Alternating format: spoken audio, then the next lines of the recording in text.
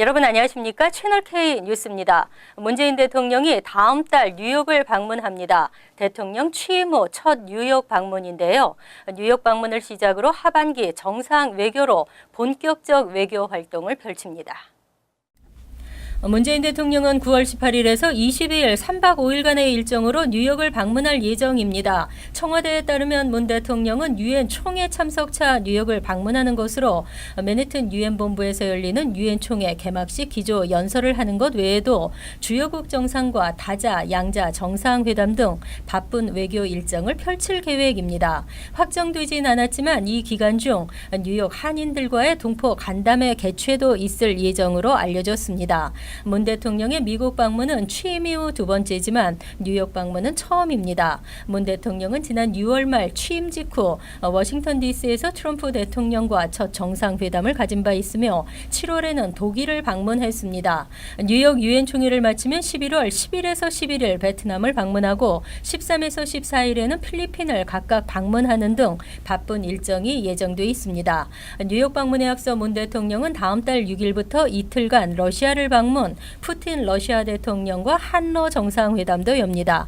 한편 문 대통령은 새 정부 국정 운영에 필요한 조직 체계와 인사를 마무리하고 정책과 입법 기조를 잡은 만큼 다음 달부터 석 달간 4개국을 도는 강행군을 하며 외교 성과를 낸다는 계획입니다. 뉴저지 포트리 고교생들이 직접 디자인한 위안부 피해자 기림비가 포트리에 세워집니다. 의회 승인이 완료되면 올 연말쯤 건립이 완료될 예정입니다. 포트리타운 정부는 다음 달 7일 원래 회의에서 기림비 건립을 승인하는 결의안을 채택할 예정입니다.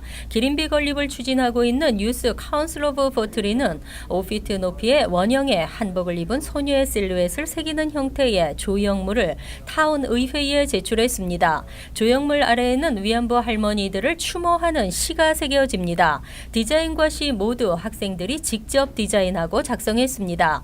한인과 타민족 고교생 20여 명이 주축이 된 학생단체 유스 카운슬 오브 포트리가 위안부 기림비 건립 계획을 공식적으로 밝힌 지 1년여 만에 결실을 맺게 됐습니다. 기림비는 9.11 희생자 추모비와 참전용사 기념비가 세워져 있는 포트리 컨스티튜션 파크에 설치될 예정입니다. 유스 카운슬 오브 포트리는 위안부들의 참상을 지역사회에 알리고 다시는 이 같은 비극이 되풀이되지 않아야 한다고 밝혀 의회의 공감을 샀습니다. 유스 카운슬 오브 포트리 학생들은 지난해 초 영화 귀향을 본 뒤 기림비 건립을 본격 추진한 것으로 알려졌습니다. 한편 위안부 기림비 건립을 위해서는 약 3만 달러 정도의 비용이 필요한 것으로 알려졌습니다. 한인 취업비자 대기자들이 노심초사하고 있습니다. 특히 OPT 취업자들은 급행 수속 서비스마저 중단된 상태에서 체류 신분에 문제가 생길까 우려가 큰 것으로 알려졌습니다. 20일 한인 이민 변호사 업계에 따르면 H-1B 심사가 대폭 까다로워지면서 보충 서류를 요구받는 사례가 10건 중 8, 9건에 달할 정도로 급증하고 있습니다. USCIS는 H-1B 비자 신청 시 적정 임금 수준을 임금이 낮은 레벨 1으로 기입했거나 의사나 건축가 등 그동안 전문직으로 인정해온 직종에 대해서도 임금 수준과 전문직 여부를 증명하도록 보충 서류를 제출하라고 요구하고 있습니다. 이는 트럼프 대통령이 지난 4월 발동한 행정명령에 따라 H-1B 비자 신청자들에 대한 심사가 한층 까다롭게 강화된 것입니다. 추가 서류 요구를 받은 경우 비자 심사 수속이 수개월씩 지연될 수 있고 기각률이 높아질 수 있습니다. 특히 15일 내 승인 여부를 판정해주는 급행 수속 서비스마저 중단됐습니다. 현재 OPT 프로그램으로 취업 중인 유학생들은 H-1B 비자가 공식 발급될 때까지 OPT 노동허가 기간을 연장해주는 캡갭 규정에 따라 9월 30일까지는 일을 할 수 있지만 그 이후에는 일을 할 수 없는 상황입니다. 한 한인 변호사는 케이스 거조로 주어지는 유예기간 60일 동안 유학생 비자 취득을 하나의 방법으로 제시하기도 했습니다. 한편 이민 변호사 협회는 캡갭 규정에 적용을 받는 케이스의 급행 수속 허용을 USCIS에 공식 요청했습니다. 어제 새벽 필라델피아 교회에서 열차가 충돌했습니다. 승객과 승무원 등 42명이 다쳤습니다. 20일 오전 10시 25분쯤 노리스타운행 고속열차가 펜실베니아주 어퍼다비에 있는 69번가 터미널로 들어오던 중 정차해 있던 빈 열차와 부딪혔습니다. 고속열차 승객과 승무원 42명이 다쳤으며 이 중 열차 기관사를 포함한 4명은 중상으로 알려졌습니다. 니콜러스 미코지 어퍼다비 필라델피아 시장은 브리핑에서 중상자 4명을 포함 부상자 등이 병원으로 옮겨져 치료를 받고 있다고 밝혔습니다. 다행히 모두 생명에는 지장이 없는 것으로 알려졌습니다. 사고 열차에 타고 있었던 한 승객은 쾅하는 소리와 함께 충돌이 발생했고 비명 소리와 함께 여기저기서 핏자국이 보였다며 당시 급박했던 상황을 전했습니다. 미국 교통당국은 현재 정확한 사고의 원인을 조사하고 있습니다. 사고가 발생한 후 열차 운행은 중단됐습니다. 한편 지난 2월에도 65번가역 부근에서 열차 사고가 발생해 4명이 부상한 바 있습니다. 앤드류 쿠오모 뉴욕 주지사와 빌 드블라지오 뉴욕 시장이 사사건건 첨예하게 대립하고 있는 모습을 보이고 있습니다. 이번에는 뉴욕시 지하철 개선에 필요한 재원 마련 방안을 놓고 서로의 정책을 실현 불가능하다며 비난했습니다. 쿠오모 주지사는 낙후된 지하철 서비스 개선을 위해서 현재 통행료를 부과하지 않는 이스트리버 교량 4곳에 교통 혼잡세를 부과하는 방안을 재추진한다는 계획입니다. 이에 대해 드블라지오 뉴욕시장은 최근 교통 혼잡세가 실제로 실행되기는 어렵다고 말한 것으로 전해졌습니다. 교통 혼잡세 방안은 뉴욕주 의회의 공화당 의원들이 즉각 반발에 나선 상태인데 여기에 드블라지오 시장까지 부정적인 전망을 피력한 것입니다. 혼잡세 신설 방안은 지난해에도 상정됐지만 실패한 바 있습니다. 하지만 드블라지오 시장의 공세에 쿠오모 주지사는 즉각 드블라지오 시장의 부자 증세 방안을 비판하고 나섰습니다. 자신의 방안보다 더욱 실현 가능성이 없다는 주장으로 맞받아쳤습니다. 쿠오모 주지사는 부자 증세가 효과를 거둘 것이라고는 믿지도 않을 뿐더러 실현도 불가능하다며 하지만 교통 혼잡세는 충분히 실현할 수 있는 방법이다라고 덧붙였습니다. 한편 쿠오모 주지사와 드블라지오 시장은 사사건건 대립하면서 첨예한 정치적 갈등을 빚고 있습니다. 전철 시스템 문제, 뉴욕 시립대 예산을 두고도 첨예한 신경전을 벌인 바 있습니다. 뉴욕시 예비선거에 출마하는 한인 후보자들이 서로를 지지하며 힘을 보태고 있습니다. 경쟁이 아닌 서로를 공식 지지하면서 승리를 다짐했습니다. 22일 로니조 뉴욕시의회 2선거구 후보, 죄니정 뉴저지주 하원의원 39 선거구 후보, 그리고 앨리슨 텐 뉴욕시의회 20선거구 후보는 퀸즈 플로싱에서 합동 기자회견을 열고 서로를 공식 지지하고 승리를 다짐했습니다.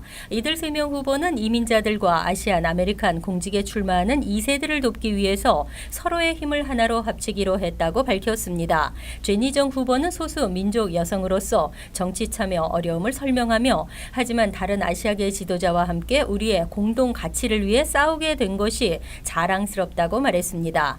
로니조 후보는 상호 공식 지지는 새로운 세대의 리더십이 시작된 것을 보여준다고 강조했습니다. 텐 후보는 새로운 지도자 발굴을 역설하며 우리의 정치는 새로운 지도자를 발굴하고 지원하는 대신에 현직 의원을 보호하는 경우가 많다고 설명했습니다. 불합리한 이민 시스템 개선을 위해 또 지역사회 개선을 위해 각 후보들이 어떤 공약과 입장을 밝히는지 관심을 갖는 것이 중요합니다. 본선거에 나설 각 당의 후보를 결정하게 되는 뉴욕주 예비선거는 3주 앞으로 바짝 다가온 상태입니다. 노동국 직원을 사칭해 주로 이민자 업소를 돌며 포스터를 강매하는 사기가 기승을 부리고 있습니다. 이미 업소 내 포스터가 부착되어 있는 경우에도 막무가내 협박을 일삼는 것으로 알려졌습니다. 뉴욕시 일원의 노동국 직원을 사칭하는 사기가 기승을 부리고 있습니다. 이들은 주로 영어가 미숙한 이민자 업주들을 타깃으로 자신을 노동국 직원이라고 소개한 후 노동법 관련 포스터를 강매하고 있습니다. 노동법 관련 포스터는 우편으로 오거나 온라인에서 무료로 다운로드할 수 있습니다. 하지만 2-3명의 남녀로 구성된 사기단은 주로 퀸즈와 브루클린 일대 업소들을 돌며 노동법 관련 규정이 설명되어 있는 포스터를 당장 구입해 부착하지 않으면 수백에서 수천 달러의 벌금을 물어야 한다고 위협하는 것으로 알려졌습니다. 브루클린 지역에서만 장당 60달러씩을 주고 구입한 업소가 10여 군데로 전해졌습니다. 백인이 운영하는 가게보다는 이민자들이 운영하는 가게를 타깃으로 하고 있습니다. 전문가들은 노동국은 절대로 업주들에게 포스터 구매를 강요하지 않는다며 이 같은 행위는 사기 가능성이 매우 높다고 경고했습니다. 다만 노동법 관련 포스터는 반드시 부착해야 하므로 업주들은 미리 규정을 확인하고 사기에 대비하는 것이 중요하다는 설명입니다. 개인정보를 속여 운전 면허증을 이중으로 취득하려는 시도가 전면 차단되고 있습니다. 뉴욕주 정부가 안면 인식 기술을 도입하고 신분 도용과 사기 용의자 4천여 명을 검거한 것으로 나타났습니다. 데일리 뉴스는 21일 보도에서 주 차량국이 지난 2010년 안면인식 기술을 도입해 신분도용 사례 2만 1,000건을 적발했다고 밝혔습니다. 이 가운데 7,000건은 지난 18개월 동안에 적발된 것입니다. 운전 면허증 얼굴 사진과 차량국 데이터베이스에 입력돼 있는 면허증 사진을 대조해 신분도용 여부를 가리는 안면인식 기술로 지난해 1월 이후 뉴욕시에서만 122건, 주 전체에서 322건의 체포가 이루어졌습니다. 테리 에간 차량국 부국장은 뉴욕주의 정책은 한 사람에게 하나의 면허증만 발급된다며 타인의 신분을 도용해 두 번째 면허증을 발급받으려는 시도는 모두 적발될 것이라고 경고했습니다. 면허증 중복 발급은 신분 도용 목적으로도 사용되지만 자신의 면허증이 정지되거나 취소됐을 경우에도 시도하고 있습니다. 교통안전연구학회의 조사에 따르면 지난 2010년부터 2013년까지 중복 면허증 소지로 적발된 12,300건 중 50%가 자신의 면허증이 정지 취소된 후 발급받은 것으로 드러났습니다. 이어서 LA 지역 한인사회 소식입니다. 지난 1월 말리부 지역에서 실종된 한인 박 씨의 행방이 여전히 묘연한 가운데 가족들이 보상금 액수까지 올리며 애타게 찾고 있습니다. 일레인 박 씨의 어머니 수잔 박 씨는 오늘 사건 담당 사립탐정과 후원단체 등 관계자들이 참석한 가운데 LA 프레스클럽에서 기자회견을 열고 사건 수사에 결정적인 도움을 주는 제보자에게 25만 달러의 보상금을 지급할 계획이라고 밝혔습니다. 특히 기자회견 내내 눈물을 보인 수잔 박 씨는 다음 달 24일은 실종된 딸의 생일이라며 그 전까지 딸을 가족의 품으로 돌아올 수 있도록 목격자들의 적극적인 제보를 당부했습니다. 이어 일레인 박 씨의 가족과 관계자들은 제보자들이 익명이나 공개적으로 박 씨 실종 사건과 관련된 정보를 공유할 수 있도록 웹사이트와 핫라인을 구축한 상태라고 덧붙였습니다.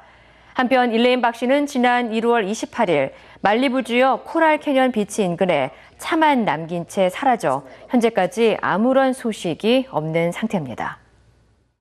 한인 오해순 씨를 한 주택 주차장에서 총격 살해한 용의자가 경찰에 체포됐습니다. 글렌데일 경찰국은 오늘 오해순 씨를 총격 살해한 용의자인 20살 데본 화이트를 지난 17일 LA에서 체포했다고 밝혔습니다. 경찰은 오 씨가 살해당한 범행 현장에서 데본 화이트의 DNA를 발견하고 이를 토대로 용의자를 추적해온 것으로 나타났습니다.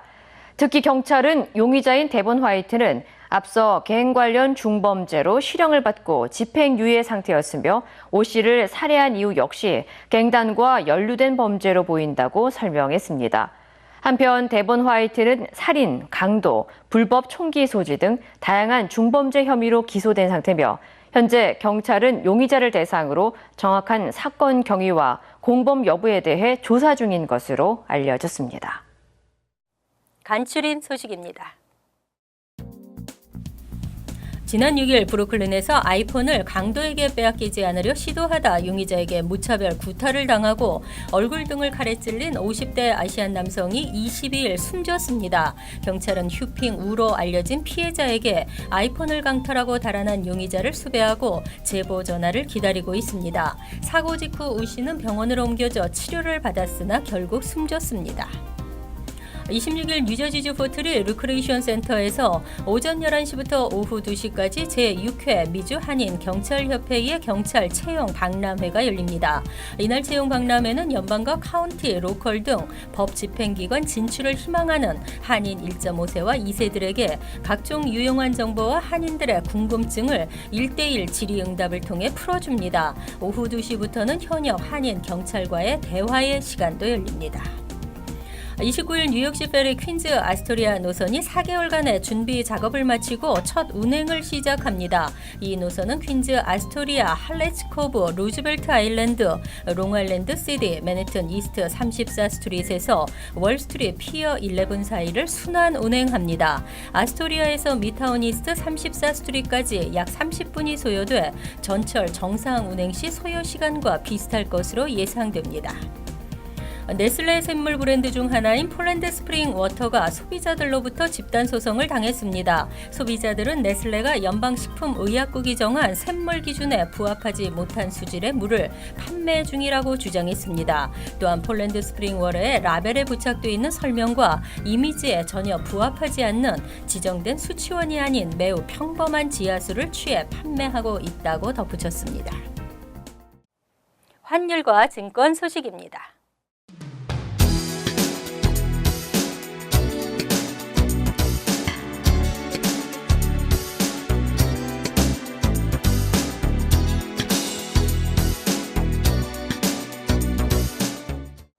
이어서 날씨입니다. 한낮은 무더워도 아침 저녁 벌써 시원한 바람이 붑니다. 목요일은 대체로 맑고 화창한 무덥지 않은 날씨가 예상됩니다. 낮 최고 기온은 79도, 섭씨 26도, 밤 최저 기온은 63도, 섭씨 17도로 예상됩니다. 금요일도 덥지 않겠으며 대체로 맑겠습니다. 토요일은 화창한 날씨에 높고 맑은 하늘이 이어지겠습니다. 이상으로 채널K 뉴스를 마칩니다. 채널K와 함께 편안한 하루 되시기 바랍니다.